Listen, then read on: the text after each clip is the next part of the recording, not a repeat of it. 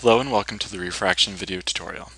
Here we have a ray of light entering a prism, and we will solve for the angle of refraction for both the light entering the prism and exiting the prism. The first thing to do is establish a normal line. So we're going to draw a line 90 degrees out of the surface, right where the light enters. So there's our normal line. This line is 90 degrees with this surface here. We're going to use that normal line to figure out how the light moves when it enters. The light has width, and so the cursor represents the light moving towards the prism.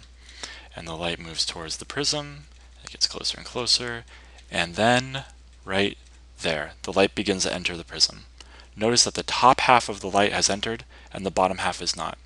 The top half of the light is in the slow medium, while the bottom half of the light is in the fast medium. Because the top half is moving slower than the bottom half, this causes a turning effect, kind of like this. So from here up, the light is going to turn, and we're going to show the light has turned in the upward direction, as opposed to the downward direction. So the light is turned up. The angle between the normal and the incident ray is our angle of incidence, and the angle between the normal and our refracted ray is our angle of refraction. And now we're going to use Snell's law to solve for our angle of refraction. So the incident index of refraction times the sine of the angle of incidence is equal to the index of refraction for the refracted material times the sine of the angle of refraction. All right. So this is 1.0, because that's the medium you started in, times the sine of, well, we have to figure out this angle here. Well, we know that this angle is 40, which means this angle is 40. And if this is 40 and this is a 90-degree angle here, 90 minus 40 is 50. So that's a 50-degree angle. And that's going to equal 1.4 times the sine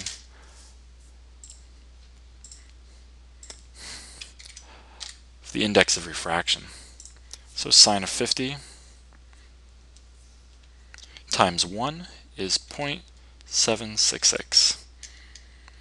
That's going to be equal to 1.4 times the sine of the index of refraction. So 0.766 divided by 1.4 is equal to 0.547. For consistency, we'll put a 0 here. And that's going to be equal to the sine of the index of refraction. So what you want to do is you want to take the inverse sine of both sides. So the inverse sine of that is going to be equal to the inverse sine of the sine of the index of refraction. This inverse sine of a sine just means these go away, so we just need the inverse sine of that, and that's going to equal the index of refraction. So take the inverse sine, and you get 33.17 degrees.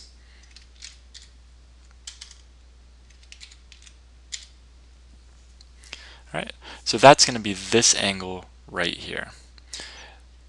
This ray is going to continue to travel until it hits this wall right here. At that point, we're going to have to solve for another index of refraction. So this is our new normal for this line here.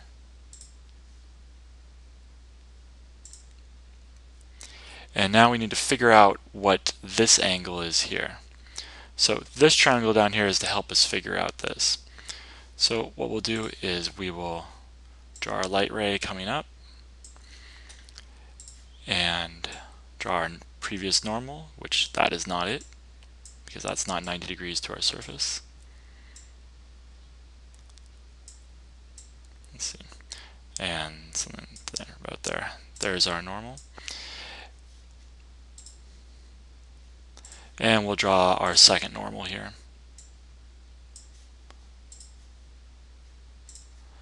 Alright, so to figure out what's going on, we're going to first extend this all the way up. So this angle right here is 40 degrees, and this angle right here is 90 degrees. That makes this angle 50 degrees. If this angle here is 50 degrees, then this angle here, this obtuse angle, is 180 minus 50. So this interior angle in here is 130 degrees. So we'll just, why don't we put that up here. So that's this right in there. That's our 130 degrees. So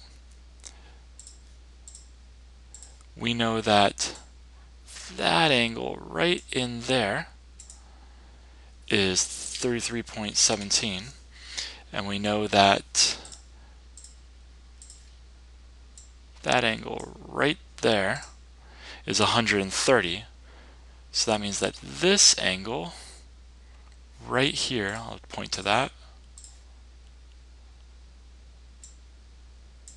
right in there is going to be 180, because all triangles have 180 degrees, minus 130 minus 33.17. So 180 minus 130, that's 50, minus 33.17. So this little teeny angle right there is 16.83. So right here is a 90-degree angle. So if this little angle in here is 16.83, this angle is 90 minus that. So the angle we really care about, which took a while to get there, that angle right in there,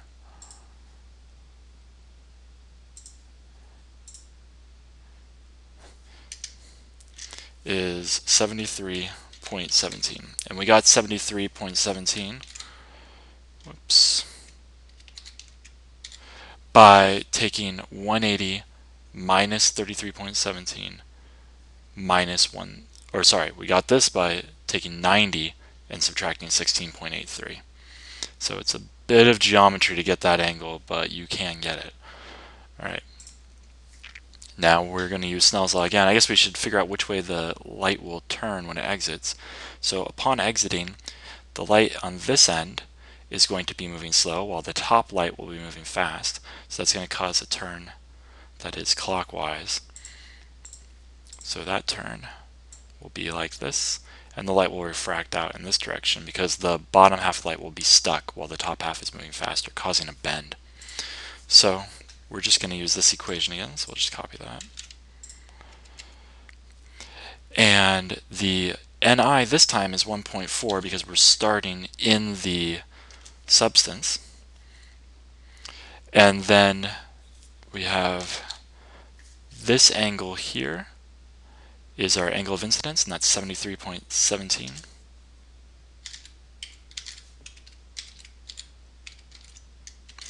And that's going to equal 1, because now we're exiting into the air, times the sine of theta r.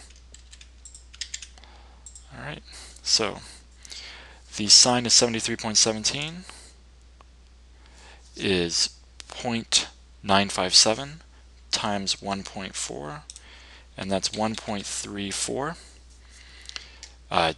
Divided by 1 is going to be the same value, so we can just go on ahead and set this equal to this.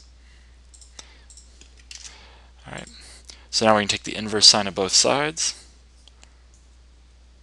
and we get an error on the calculator.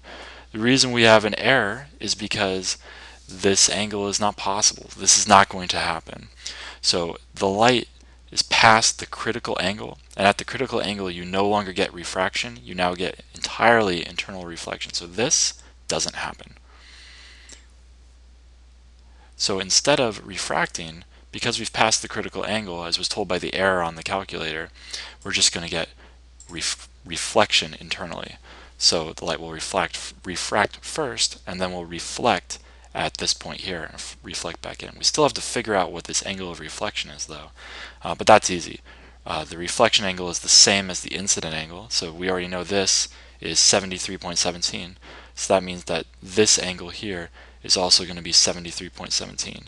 So the angle of reflection, when we make sure reflection is going to be equal to 73.17 degrees, and that is not refraction, where this here is refraction.